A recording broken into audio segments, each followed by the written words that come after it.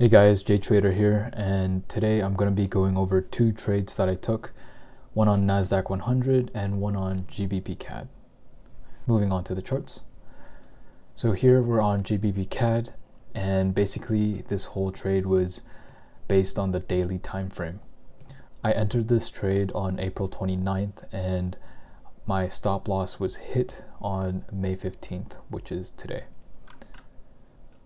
So basically, I drew a fib from the top over here to the bottom down here. Price did retrace up into this area at the 0.75 fib, and I was looking to just make a one-to-one using this as my draw on liquidity. And there was an order block here that I was looking for price to bounce off of. So as you can see, like when I did enter, it almost went straight to my stop loss, and then it retraced back down. I think at around this level I was around $40 in profit, and unfortunately, I couldn't, the price didn't continue to the take profit and reversed into my stop loss. I think this is my second time taking a swing trade based on the daily time frame, and I must say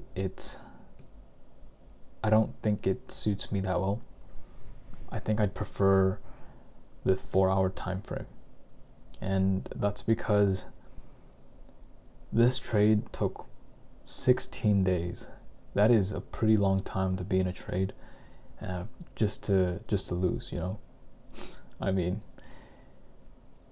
for this trade, I did stick to my plan, which is why I think it's all right.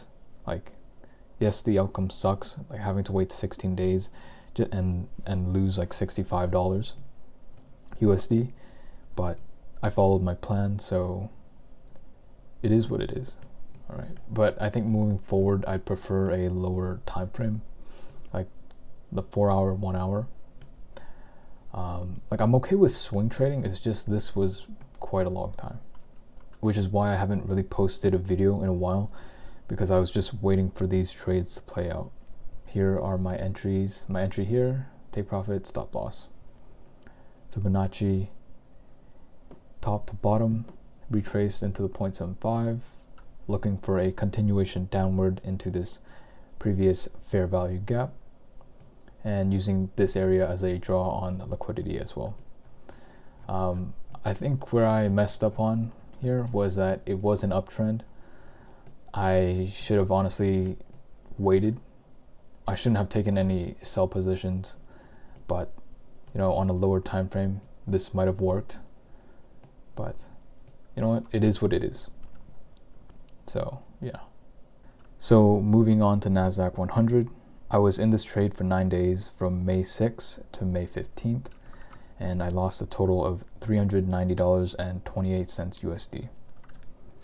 So I did take this trade while on vacation, and honestly, I shouldn't have done that. If I'm being honest with myself, I did feel like an urge to take a trade. It's not ideal because I didn't have my full setup with me, and I think that's what led to just a less efficient decision making by me. So I was looking to short Nasdaq 100 here. This was based on the daily time frame. So let me just continue price. So I drew the fib from the top here to the bottom, and I was looking for price to retrace into this order block into the 0.75 as well and continue lower. When I did enter this trade, I did set an alert here. So I set an alert on TradingView, but I didn't have a limit order set on my brokerage. So I did a market entry, right? And I did 0.1 lot size. I didn't realize how much more that was worth versus Forex or like currency pairs. Because I was on vacation, I did rush this trade. I just took a market entry and I set a take profit and stop loss. I didn't realize how much 0.1 was worth on NAS. So when I did set the take profit and stop loss, it was 359, right? Like that was how much I could lose, and that's how much I could gain. And at the moment, I was going to leave to a restaurant, so I didn't think much of it, and I trusted the plan, right? So that was that. And if I play price forward, unfortunately, you know, it just went straight up. Like at this point right here, when price did retrace down, I shouldn't have taken an entry, right? Like price already retraced here. When it went up, I should not have entered, because NAS is overall, it is in an uptrend, right? So when I did take this trade, I think like at that moment I did feel like an itch, like I was kind of feeling impatient, and I just wanted to take a trade. And look where that got me. So like right off the bat, I was already negative, right? And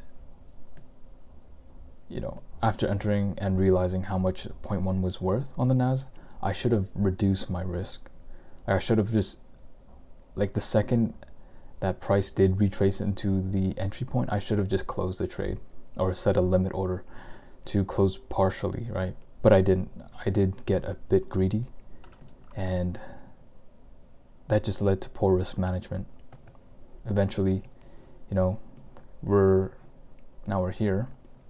Price just, you know, rocketed into my stop loss, and that's how we ended up with a massive loss. I also got slipped like around $31, $31.28 USD. So my max loss was 359 and some cents, and this is what the outcome of the trade was.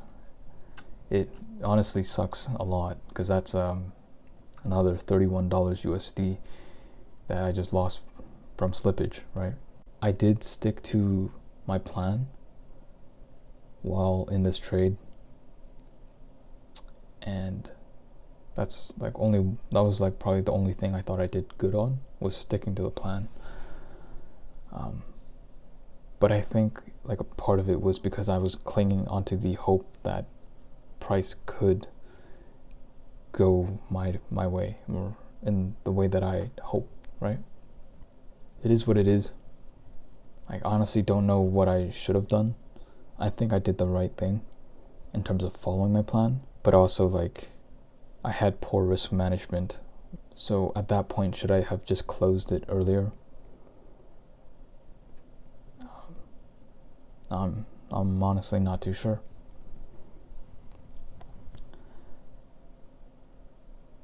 But moving forward, I will definitely make sure the lot sizes are within my risk parameters, or within what I'm willing to lose. As for this trade, I could have definitely done better. Some lessons learned is don't trade on vacation. Make sure you know how much you're risking in terms of like lot size, because it's different from indices and Forex. And yeah, it is what it is, guys. Anyways, guys, that'll be all for today's video. For those of you who are on the same journey as me, good luck to you guys, and yeah, peace.